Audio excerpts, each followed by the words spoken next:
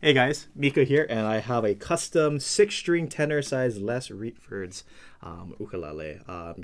This ukulele was built here on the windward side or the east side of the island of Oahu, where we reside in Waimanalo. And this thing packs such Hawaiian punch, not to be cliche, but it has such that genuine just that nice traditional Hawaiian sound. Now, for six-string ukuleles, typically you would want to strum on it because you're taking advantage of the double string pairings. And the cool thing about six-string ukulele is that you can do there's a lot of different combinations in which you can go ahead and double up the strings. So, like for example, on this one, we have a high C and a low C. And then on the bottom, we have a high A or a normal A tuning, and then an octave lower A. So when you pluck them together, if any of you who know, you have like the micro pog pedal, the octave pedals, you just engage that and you have one octave apart. You essentially can activate that on the A string, and then you also can activate that on the C string. And then we have a normal tuning on the E and then a normal tuning on the G. Some of it variations is rather than having octaves on say like the C, so like high and low, you can just have them doubled and they're in unison. So it's like high high. So you get a really like chorus kind of sound, chorus pedal kind of sound. And then typically you would have something on the G string where you can double utilize the high and low G octaves.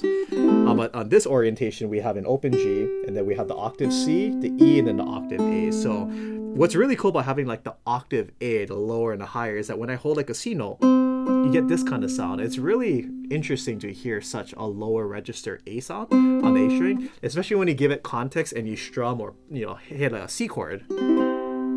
It's really weird to hear that octave on the A string. Now because of that, it makes it a little unusual if you want to do like.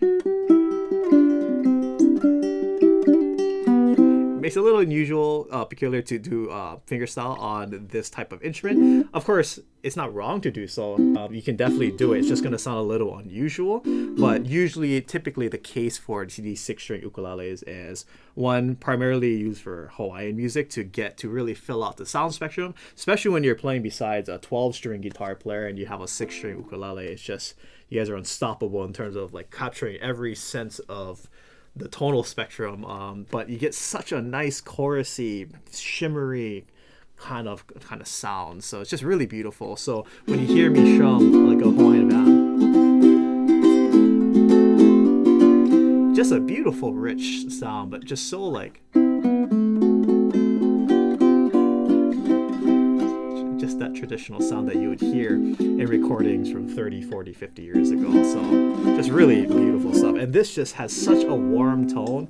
I'm not surprised at all because on this we have an all coal body. And I love the kind of tannish caramel color that you're getting with this piece of koa. Again, koa can range from orange to dark chocolate to having, using a lot of the sapwood to get that really whiteness kind of color, or you get this kind of caramel looking color. So it's just really beautiful all around. I mean, look at that little sapwood here in the middle, and that little kind of reminds me of the Eye of Jupiter right here in the middle. But beautiful grain patterns and the curls, just really beautiful stuff. On this side, you actually have more of that orange kind of color with the darkness, the darker side of the coal. But then just again, the front and back, just really beautiful stuff. We got the old school Goto gold tuner. Oh, sorry, the Grover gold tuners here on the back, and then synonymous with the Les Rietfors ukulele is that iconic Hawaiian flag made with various types of wood on the headstock. And it was really cool about this, not too common, is having purple heart wood on the fretboard and the bridge. Usually purple heart is very common with the binding that you would wrap around the perimeter of the ukulele on the front and back. So it's really cool to see it as the fretboard and the bridge on this instrument. But yeah, this instrument, again, just exudes that traditional sound. So I'm going to go ahead and just kind of noodle around with some strumming patterns and play some Hawaiian kind of chord progressions. So, all right, here it goes.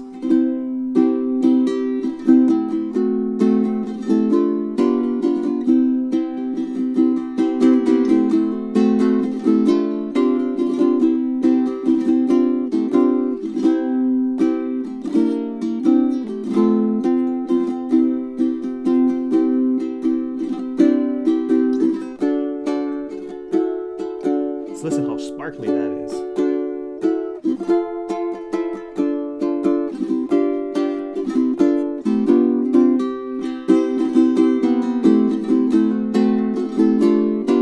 Let's change the strumming pattern.